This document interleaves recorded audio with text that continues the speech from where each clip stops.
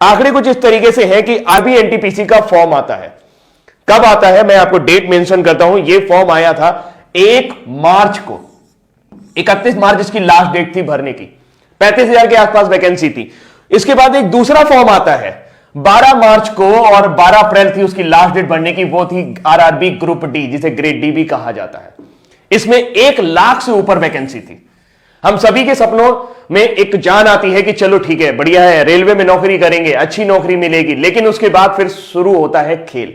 खेल किस तरीके से शुरू होता है? खेल कुछ इस तरीके से शुरू होता है कि 1 करोड़ से ज्यादा लोग, मैं एग्जैक्ट डेटा दे रहा हूं आपको, मैं अभी एग्जैक्ट डेटा देता हूं आपको। 1 करोड़ से ज्यादा लोग आरआरबी एनटीपीसी का फॉर्म भरते हैं और 1 करोड़ से ज्यादा लोग ग्रुप डी का भी फॉर्म भर देते हैं।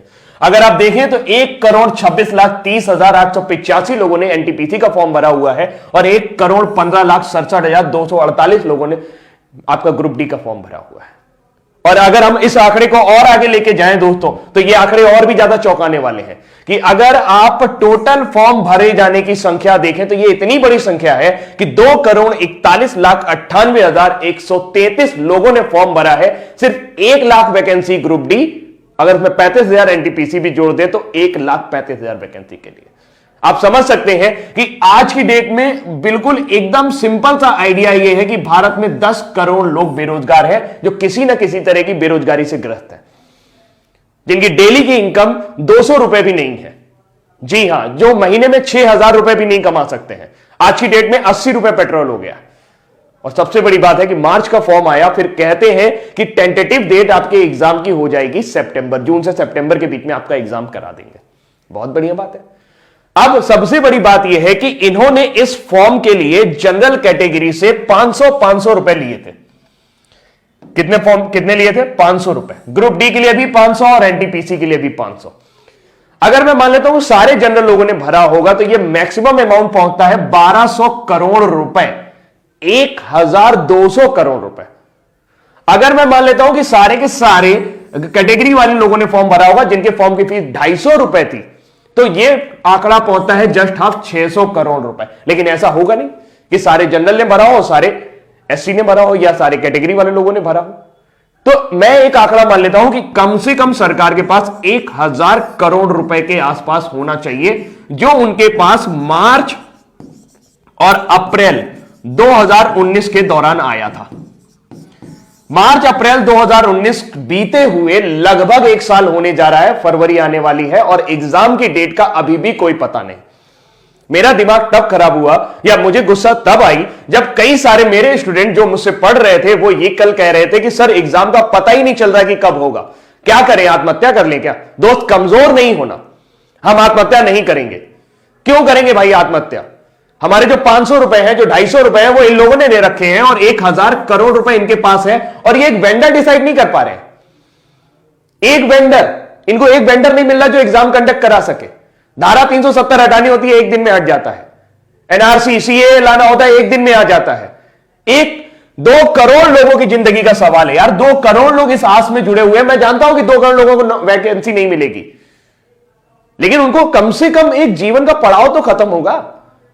जो दिन भर वो टेंशन में रहते हैं कि तैयारी करनी है, तैयारी करनी है, तैयारी करनी है। दुनिया भर के कोचिंग वाले, दुनिया भर के चैनल वाले सब उनको बेवकूफ बनाने की कोशिश कर रहे हैं और लगातार उनसे पैसे ऐंठ रहे हैं। एक बैच शुरू होता है, फिर दूसरा बैच शुरू होता है, फिर तीसरा बैच शुरू होता है। बैच खत्म होने का नाम नहीं ले रहा है और नौकरी आने के नाम नहीं ले रही।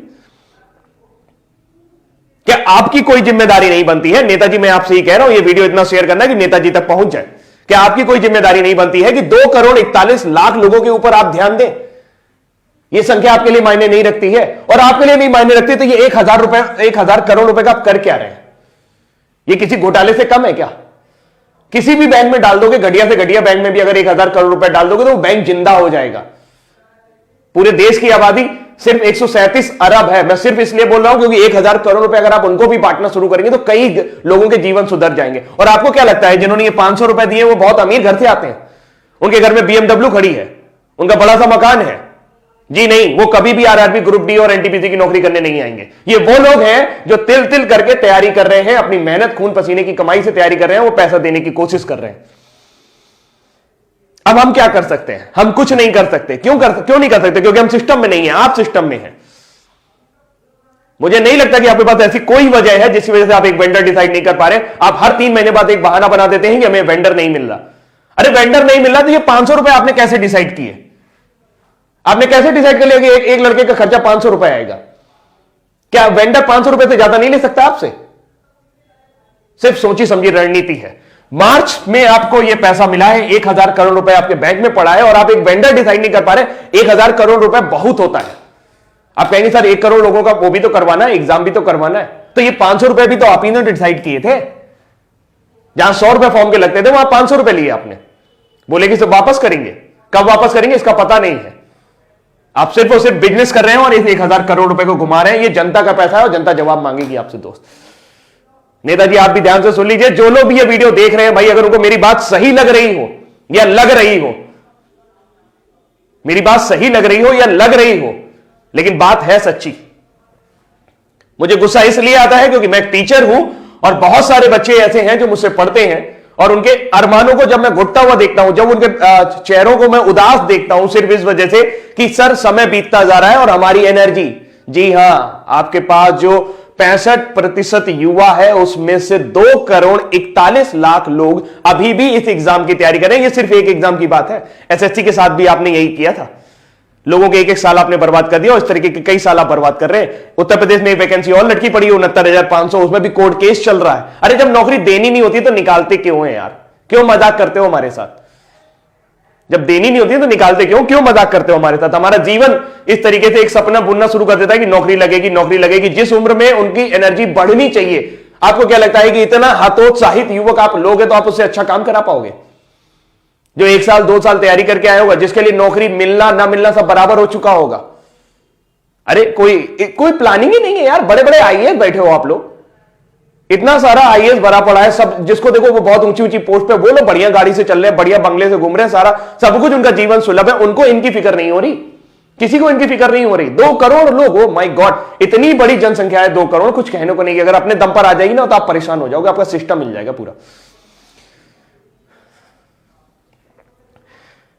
बहुत बुरा है, बहुत बुरा है। भावुक हूं मैं, बहुत ज्यादा बुरा है। अभी के लिए इतना ही रखता हूं, लेकिन उम्मीद करता हूं कि मैसेज आपको मिल गया होगा। इस वीडियो को इतना ज्यादा शेयर करिएगा कि सबके पास तक पहुंच जाए। खासकर